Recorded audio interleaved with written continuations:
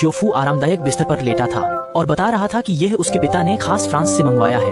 यह पानी का बिस्तर है जिस पर सोना बहुत शानदार है।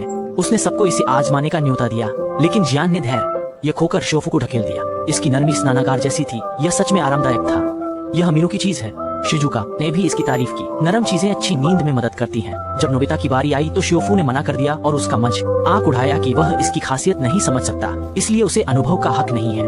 नाराज नोबिता घर आया और गुब्बारे निकाल कर पानी भरा और टाटामी पर रखा। फिर कपड़ा बिछाकर साधारण पानी का बिस्तर तैयार किया। इस पर लेटना शियोफू के बिस्तर जैसा तो नहीं था, लेकिन अच्छा लगा। पर पानी भरे गुब्बारे नाजुक थे और डोरेमोन को ठंडे पानी से भी धो दिया। नोबिता की बात सुनकर डोरेमोन हैरान था, क्योंकि उसके लिए जो कहीं भी सो सकता था यह बेकार था। डोरेमोन को एक विचार आया, नरम बिल्ली के पंजे। यह मांसल गेंद छूने पर अल्ट्रासोनिक तरंगें उत्पन्न करती है जो गैस अणुओं को बदल देती है, जिससे कोई भी चीज नरम हो जाती है। जय से यह क्वेश्चन पहले नरमी का स्तर तय करें, फिर बिल्ली के पंजे से क्वेश्चन थपथपाएं। कुछ सेकंड रुक और यह तैयार है। जैसे ही नोबिता लेटा, उसकी आंखें धुंधली हो गई, जैसे उसने कुछ देखा हो। बिजली आने पर पहली मोहब्बत की खुशी अपने आप आ गई। डायमंड चिंतित था कि शिजुका कहेगी यह नरम है, इसमें कोई गलती नहीं, पर ऐसे कुशन हर जगह मिलते हैं, कुछ और अद्भुत चाहिए। डोरेमोन को नई डिक्शनरी ठीक लगी। बिल्ली के पंजे की नरमाई समायोजित कर डिक्शनरी पर हल्का प्रहार किया। डोरेमोन लेट गया। यह डोराया की खाने से भी ज्यादा खुशी की बात थी। पर शिजुका कहेगी डिक्शनरी आम हो गई है। डायमंड ने कुछ और आजमाने का सोचा, पर अलमारी से पैर चोटिल हो गया। बचपन से अब तक ऐसी चोटें कई बार खा चुका है। उसे नरम बनाना होगा ताकि गुस्सा शांत हो। इस समय शिजुका अगले ही पल दोनों को घर से बाहर कर दिया गया। डायमंड को मंदिर याद आया। वह अक्सर इन पत्थरों पर सोता है। क्यों न पत्थरों को नरम कर सुखद नींद ली जाए। कुछ समय बाद सीढ़ी नरम हो गई, पर फिसलन भरी बन गई।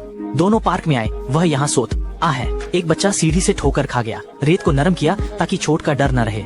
डायमंड को यह पर्याप्त नहीं लगा और पार्क की चीजों को ट्रैम्पोलिन बना दिया। डोरेमोन ने पूछा, क्या और जगह है? तो बस पहाड़ी बची है।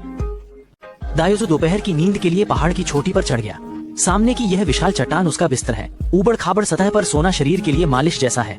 धूप अच्छी होने से सर्दियों में भी यह गर्म रहता है। फुरुकावा के शियो को लगा दायोजो मजाक कर रहा है। चट्टान उसकी पानी के बिस्तर से कैसे तुलना कर सकती है? शिजुका ने न्यायाधीश की भूमिका निभाई। दायोजो ने चट्टान पर हल्की दस्तक दी।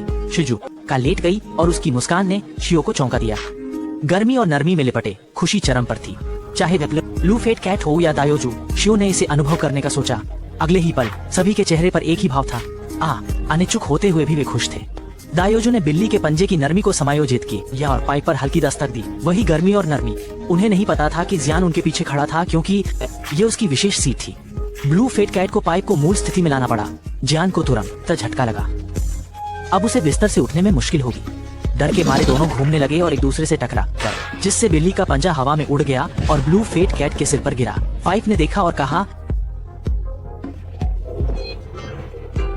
आखिरकार रो रो रो रो रो रो।